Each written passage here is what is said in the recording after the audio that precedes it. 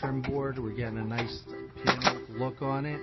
We have some cove molding between the blocks. It's just finishing up right now.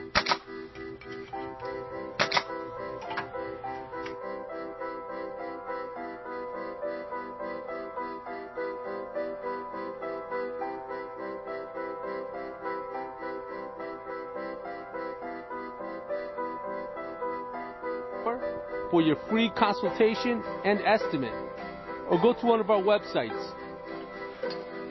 Here we are. We just installed vinyl cedar shake siding on this house.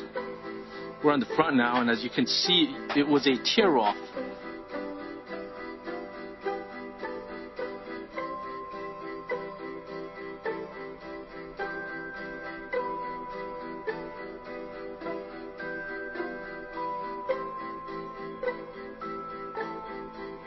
See the lumber, what we've done here, instead of putting a column on the bottom,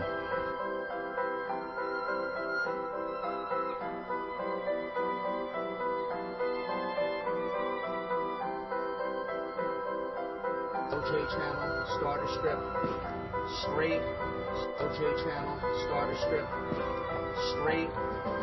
You see, that's what you want. That's what you want with every course once you install it.